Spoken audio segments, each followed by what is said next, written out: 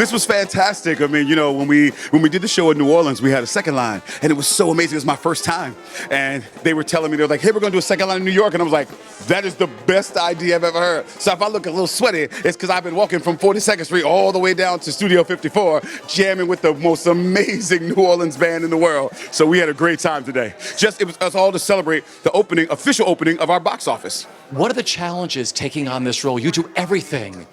You act, you sing these beautiful songs. You play the instrument, right? A little bit, play a little bit in this. I will say that the biggest challenge was like calming myself down to not be nervous at the challenge that it would all bring. You know, it's a lot to do all of that with this. You know, it's different, no disrespect to any of the roles I've played, but they weren't real people.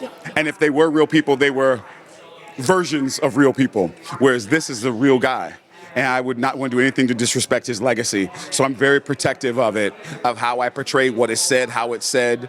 You know, all shows or movies take a little license to help you be able to crunch 70 years into 2 hours. But hopefully our directing team and our writer has done their best to give us the most clean, real story about this man and his beautiful wives that helped him become who he became. It's been wonderful watching the audience remember Louis and young people discover his music. I mean, most people that are young only know Wonderful World because of an ad they've seen on television, you know, in a commercial. So to watch his journey, I think most people will be surprised at the section where we talk about the civil rights era, and not only how quiet he was about supporting financially some people and some movements, but also his vocal dissent at times, where people had no idea he felt that strongly about what was happening in the country at the time. When I read the book, I only knew the later music, the trumpet, Ella.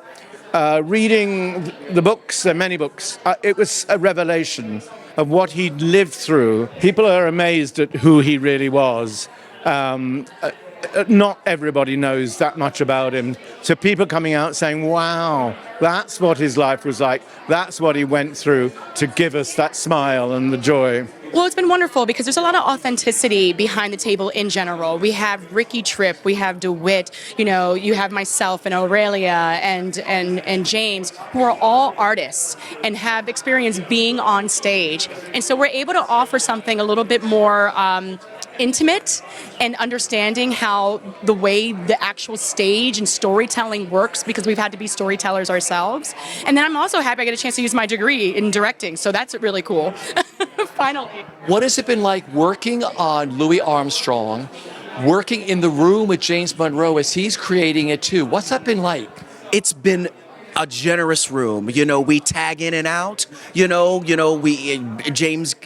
blocks it. I get up there right away, and I'm getting to really work with the other cast members in the process, which is so important because they get a feel of me. You know, I get a feel of them in real time. So the learning process is going along at a really wonderful pace together, and what a gift that is. James Monroe Agar is so generous. I am all the way. I'm excited to the point where I can't even believe it. It's like, it's a dream. It's a dream that's finally come true, especially being a part of this since its inception. This is amazing. And, you know, and the character, the arc of the character that I'm playing, King Joe Oliver, amazing. I'm so excited. This is my first time originating, so I'm thrilled to be here, happy to be in the space, and at the iconic Studio 54.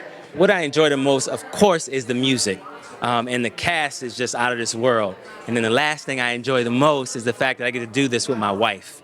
I get to perform with Jenny Harney Fleming. She's playing Lil as one of Louis' wives. Yes, so I play Lincoln Perry, and I play Fate Marable in the show. So to be able to share the stage with my wife on Broadway is just out of this world.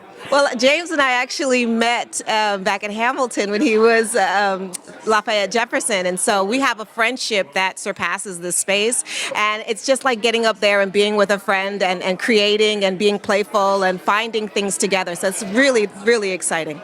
James, he's just so gracious. That's the one thing that I can say about him. He is really incredibly gracious and kind, and, you know, his words to me is, I got you.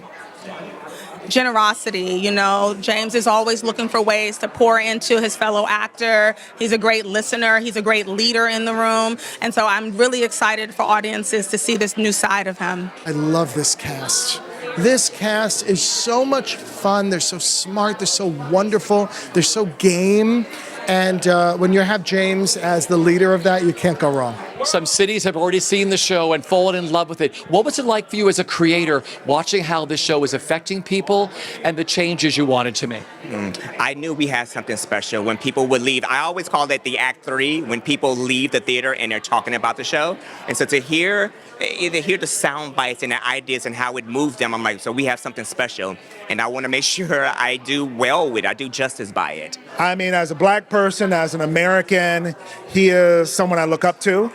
He is the first superstar recognized around the world who was more famous and known than the president. And he has been a guiding light as far as when you have that light within you, how that both attracts angels and demons and monsters and gangsters.